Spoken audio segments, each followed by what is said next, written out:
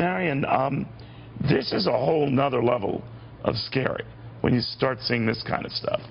But with little regard for the PR fallout, what do you make of that? Well, I think what we're seeing is the live coup, an unfolding crisis situation in Venezuela, where the regime of Nicolas Maduro, backed by the communist regime, the Castros in Cuba, who, by the way, have thousands of embedded military personnel in Venezuela, guiding some of the intelligence, secret police, and military actions by the National Guard there in Venezuela. So that's an underreported part of this story. We should call for the immediate withdrawal of all Cuban military personnel from the territory of Venezuela. But essentially, Maduro has consolidated power. The illegal election that took place was the establishment of an extra-constitutional institution that is going to allow him to amend the Constitution, outlaw opponents, political opponents. They've established truth commissions, which are promising to be nothing more than sham trials of political opposition leaders. And so what is happening in Venezuela is akin to the erection of the Berlin Wall.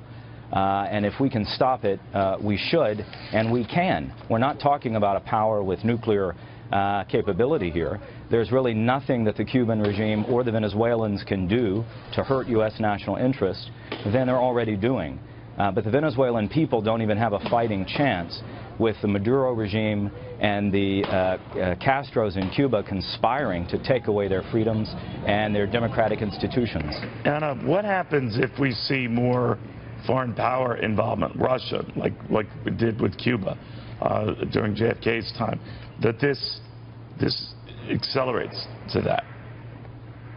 Well, I think we are going to continue to see more foreign power involvement. Marion brought up a great point about the Cuban government's role in Venezuela, and what's happening is you literally have an occupational force.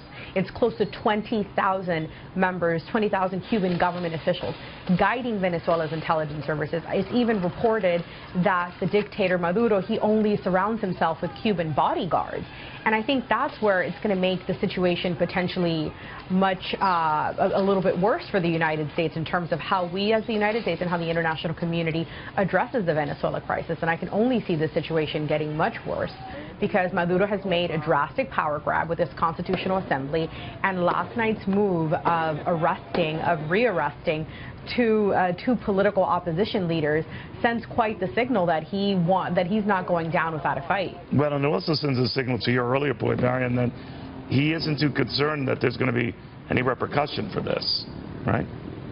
Well, I mean, what's happening here is clear. Maduro and the failed socialist policies for 2 decades have left what was once one of the wealthiest countries in Latin America a population that can't even feed itself.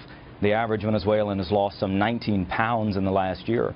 Basic medical supplies, basic foodstuffs are missing from the country. And it's for that reason that Maduro, and for good reason, believe that he's going to lose the general election that was scheduled for next October.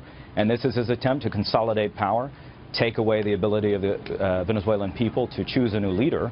And so far, I mean, he has the full backing of the Cuban regime, which even the United States for now 3 years has had an uncertain line on. When you have, Bolivia, Nicaragua, and Cuba supporting this action by Maduro, and you have, frankly, a somewhat late response by Western governments to condemn this. We have a long tradition of U.S. foreign policy protecting our national interest and protecting our values. But I would worry about the here. neighborhood. Anna, real quickly, Colombia comes to mind.